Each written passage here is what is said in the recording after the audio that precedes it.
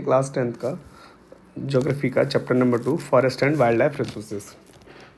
तो simply biodiversity है। तो बायोडाइवर्सिटी क्या है कि यहाँ पे बहुत सारे एनिमल्स रहते हैं, डिफरेंट स्पीसीज रहती हैं एनिमल्स की, ठीक है, पेड़ हैं, पौधे हैं। तो यही ह्यूमन मिल मिला के सब क्या बनाते हैं, बायोडाइवर्सिटी एक तरह से उनको बोल देते हैं, ठीक है। नेक्स्ट आता है फ्लोरा। फ्लोरा क्या है, ऑल प्लांट स्पीसीज़ को हम फ्लोरा कहते हैं, और जो भी ऑल प्लांट एनिमल स्पीसीज को फौना कहा जाता है, ठीक है। दो चीज़ क्लियर, फ्लोरा प्लांट्स के लिए यूज़ करते हैं, फौना एनिमल्स के लिए यूज़ करते हैं।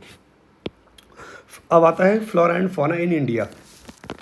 क्या, तो इंडिया क्या है कि इंडिया वर्ल्ड रिचेस्ट कंट्री है। यहाँ डिफरेंट वेराइटीज़ यहाँ आपको मिल सकती है, डिफरेंट डाइवर्सिटीज़ का जो लेवल है वो काफ़ी ज़्यादा है, ठीक है। यहाँ फॉरेस्ट भी काफ़ी वैराइटीज़ है, आपको वाइल्ड लाइफ रिसोर्सेज की काफ़ी वैरायटी आपको यहाँ मिल जाएगी, ठीक है। The diverse flora and fauna are so well integrated in daily life. तो ये हमारी जो जो डेली दिनचर्या है उससे जुड़े हुए हैं फ्लोरा एंड फौना। अब डेली लाइफ से भाई कैसे जुड़े हुए हैं, देखिए मेडिसिन भी हम यहाँ से ही गेन करते हैं, फ्रूट्स भी यहाँ से ही गेन करते हैं, अदर डेली एसेंशियल्स भी यहाँ पे हम इन फ्लोरा एंड फौना से ही प्राप्त करते हैं, राइट। नेक्स्ट आता है conservation of forest and wild life in India. Benefit क्या है इसके, मतलब हम कंजर्व करें तो करें क्यों, तो भाई ये conservation preserve the ecological diversity. देखिए इकोलॉजिकल कंजर्वेशन से इकोलॉजिकल डाइवर्सिटीज़ भी कंजर्व रहती है, और हमारा डेली लाइफ जो डेली लाइफ सपोर्ट सिस्टम है, जैसे पानी की बहुत आवश्यकता है, एयर की आवश्यकता, सॉइल की आवश्यकता, ये भी कंजर्व रहते हैं। It also preserve the genetic diversity of plant and animal, और ये भाई कंजर्वेशन करने से जेनेटिक डाइवर्सिटीज़ भी बनी रहती है, ठीक है। एग्जांपल्स एग्रीकल्चर, फिशरीज़ को मीन से सिंपल सी बात करें, अगर फिश को भी सेव किया जाए, कंजर्व किया जाए, तो जो एक्वाटिक डाइवर्सिटीज़ भी बनी रहेगी, ठीक है। अब आता है कि भाई अब कंजर्वेशन करने के लिए सरकार ने क्या कदम लिए, क्या स्टेप्स लिए, ठीक है।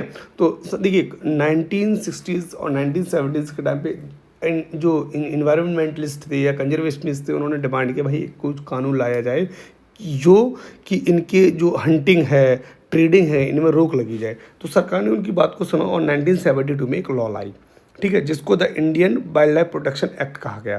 तो इसके थ्रू क्या हुआ, हंटिंग को बैन कर दिया गया, ठीक है। जो इंडेंजर्ड स्पीसीज थी उनके रेस्ट्रिक्टिंग ट्रेड उनको कम्प्लीटली बैन कर दिया गया, और सरकार ने नेशनल पार्क को बनाया और वाइल्ड लाइफ सेंचुरीज भी क्रिएट की, और कुछ लिस्ट जारी करी गई, ठीक है, जिससे कि उनको कंजर्व किया जाए। और central government also announce several project for protecting species animal, ठीक है। डिफरेंट काइंड ऑफ प्रोजेक्ट भी सरकार ने अनाउंस किए और डिफरेंट स्पीसीज़ के लिए। अगर हम बात करें कोई स्पेसिफिक एनिमल, जैसे प्रोजेक्ट टाइगर काफ़ी फेमस है, वो आगे पढ़ेंगे। और in the notification under wildlife act of 1980 and 1986 several 100 butterflies, मतलब different kind of butterflies, beetles, dragonfly को भी 1980-1986 के बीच में जोड़ा गया। और 1991 में सबसे पहले प्लांट्स को भी इसी लिस्ट में ऐड किया गया। अब आगे वो लिस्ट पढ़ते हैं जो सरकार ने लिस्ट जारी की थी, जिनको कंजर्व किया गया लॉ में, the wild life protection act के अंदर लाया गया था।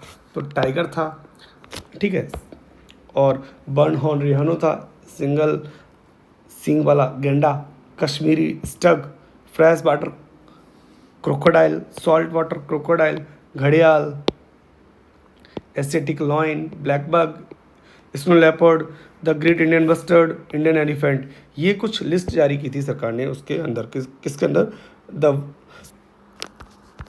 The wild life protection act 1972 के अंदर, ठीक है। अब आता है कि प्रोजेक्ट टाइगर क्या है।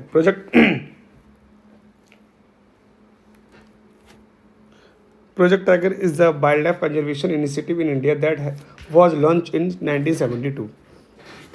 जो प्रोजेक्ट टाइगर था 1972 में लॉन्च किया गया। इसका जो प्राइमरी ऑब्जेक्ट था कि जो टाइगर की जो कंटिन्यूटी से पॉपुलेशन गिर रही है उसको किसी तरीके से रोका जाए, उसको मेंटेन किया जाए, उसकी लाइफ सपोर्ट सिस्टम, मतलब उसकी लाइफ को किस तरीके से सर्वाइव वो कर सकता है, इसके बारे में सरकार ने इसको लॉन्च किया। प्राइमरी ऑब्जेक्ट यही था कि इसकी भी जो पॉपुलेशन उसको बढ़ाया जाए और इसको मेंटेनेंस, इसकी लाइफ मेंटेनेंस किया जाए। तो सरकार ने टाइगर रिजर्व भी ओपन किए, जैसे कार्बन नेशनल पार्क है उत्तराखंड में है, सुंदरवन नेशनल पार्क है वेस्ट बंगाल में है, बांधवगढ़ नेशनल पार्क है, मध्य प्रदेश में है। Sariska wild life sanctuary Rajasthan में है। मानस टाइगर रिजर्व असम में है। पेरियार टाइगर रिजर्व केरला में है। ठीक, अब नेक्स्ट पढ़ेंगे type and distribution of forest and wild life resources. Means simply forest को 3 पार्ट्स में हम क्लासीफाई किया है सरकार ने या डिपार्टमेंट ने, फॉरेस्ट डिपार्टमेंट में। रिजर्व फॉरेस्ट, प्रोटेक्ट फॉरेस्ट और अनक्लास फॉरेस्ट। ठीक है, तो रिजर्व फॉरेस्ट क्या है? रिजर्व फॉरेस्ट वो कम्प्लीटली ऐसी बैन एरिया होती है जहाँ पे कुछ भी काटना या वहाँ हंटिंग करना, ट्रेडिंग करना वो कम्प्लीटली बैन है, और ये सबसे वैल्यूएबल फॉरेस्ट होते हैं। अब नेक्स्ट आता है प्रोटेक्टेड फॉरेस्ट। प्रोटेक्टेड फॉरेस्ट क्या है? Almost 1/3 of the total forest area is protected forest. मतलब यहाँ पे क्या कर सकते हैं, थोड़ा बहुत आप कर सकते हैं ना। ठीक है, आना जाना अलाउड रहता है। This forest land are protected from any further depletion. ठीक है, दोहन वगैरह नहीं कर सकते आप इसका। ठीक है, डिप्लेशन इन अनक्लास फॉरेस्ट मीन्स इसको सरकार भी गवर्न करती है, प्राइवेट इंडिविजुअल भी हो सकता है, कम्युनिटीज़ भी इसको गवर्न करती है। ठीक है, अब आगे एक कीवर्ड आता है कि रिजर्व फॉरेस्ट और प्रोटेक्ट फॉरेस्ट मिलकर परमानेंट फॉरेस्ट भी बनाते हैं।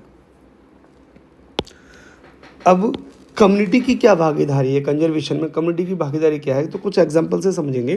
देखिए क्या होता है कि सरिस्का टाइगर रिजर्व में सरकार माइनिंग करने के लिए भेजती है, तो वहाँ के लोग इकट्ठे होकर उसका विरोध करते हैं और इन द एंड सरकार को मानना पड़ता है और माइनिंग बंद करनी पड़ती है। ऐसे ही अलवर डिस्ट्रिक्ट की बात है, राजस्थान के अलवर डिस्ट्रिक्ट की कम से कम 5 गांव के जो विलेजर्स थे वहाँ इकट्ठे हुए और 1200 हेक्टेयर का जो फॉरेस्ट था उसको एक नामकरण कर दिया, भैरवदेव डाकब सेंचुरी। ठीक है, तो डिक्लेयर कर दिया और खुद के रूल रेगुलेशन भी बना दिए, क्रिएट कर दिए कि भाई यहाँ पे हंटिंग भी बैन है, ट्रेडिंग भी बैन है, और आज भी वो अपने तरीके से करते हैं। ठीक, नेक्स्ट आता है चिपको मूवमेंट। चिपको मूवमेंट हिमालयन रीजन में चला था। यहाँ पे जब पेड़ों की कटाई, डिफॉरेस्टेशन हुआ तो वहाँ के लोग इकट्ठे हुए, और देखिए अब पिक्चर में देख सकते हैं कि वहाँ के लोग किस तरीके से पेड़ से चिपक गए थे, इसीलिए इसको चिपको आंदोलन कहा जाता है। वो डिफॉरेस्टेशन रोका उन्होंने, एफॉरेस्टेशन भी किया। मीन्स क्या, पेड़ भी उन्होंने लगाए। ठीक है, एक बहुत ही गुड एग्जांपल है ये। नेक्स्ट आता है बीज बचाओ आंदोलन। ये बीज बचाओ आंदोलन ये था, ये जो प्रिमिटिव फार्मिंग थी, जो मीन्स जो ट्रेडिशनल फार्मिंग थी उसको बढ़ावा देते हैं। ठीक है, ऐसे ही एक है जॉइंट फॉरेस्ट मैनेजमेंट में। जॉइंट फॉरेस्ट मैनेजमेंट क्या है, एक सरकार की स्कीम्स है, इसके थ्रू क्या है वो कम्युनिटी को इन्वॉल्व करती है, कहती है कि भाई आप फॉरेस्ट को कंजर्व करिए, प्रोटेक्ट करिए, और वहाँ की जो नॉन टिम्बर रिसोर्सेज है आप उनका यूज़ करिए। बहुत अच्छा इनिशिएटिव है इसमें, और सबसे पहले उड़ीसा गवर्नमेंट ने 1982 में ये इनिशिएटिव लेके आई थी। ठीक है, बात क्लियर।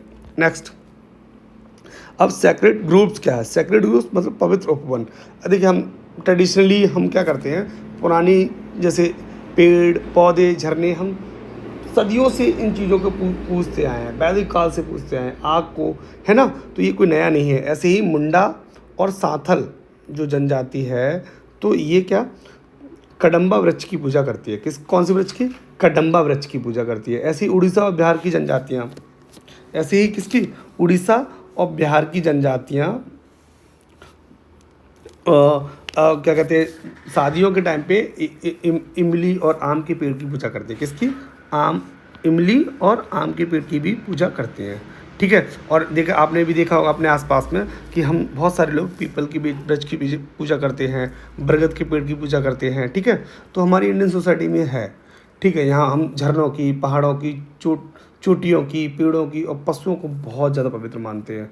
ठीक है, अगर हमने आपने देखा होगा मंदिर जा रहे हैं या मंदिर में आपने लंगूर बंदर आपने देखा होगा, लेकिन आप उसको हर्ट नहीं करते, आप उसको मंदिर का ही हिस्सा मान लेते हैं, उसको पवित्र मान लेते हैं कि भाई ये मंदिर का ही हिस्सा है। ठीक है, ऐसे ही एक राजस्थान की बात है कि राजस्थान एक बिश्नोई विलेज है वहाँ पे। ठीक, जैसे वहाँ के समुदाय का जो ब्लैक बक है, ये चिंकारा, नीलगाय, ये सब उन्हीं का हिस्सा है, उनकी सोसाइटी का हिस्सा है। ठीक है, कुछ ऐसे ही भगवान बुद्ध ने 1487 में कहा था कि देखिए ट्री क्या है, जो पेड़ है बहुत ही दयालु होते हैं। क्या? पेड़ बहुत दयालु होते हैं, ये आपसे कभी डिमांड नहीं करते, कुछ ऐसा नहीं है कि डिमांड कर रहे हों, वो कोई डिमांड नहीं करते, आपको देते ही हैं, आपको पूरी जीवन देते रहते हैं, फल देते रहते हैं, पेड़ देते रहते हैं, लकड़ी देते रहते हैं, ठीक है, पत्तियाँ देते रहते हैं, जड़ें देते रहते हैं। और इन द एंड बात आओ, जो उसको काटने आया है, कुल्हाड़ी लेके काटने आया है उसको, वो उसको छाया भी प्रदान करते हैं। ठीक है, तो ये था चैप्टर नंबर 2 ज्योग्राफी का। उम्मीद करता हूँ कि समझ में आया।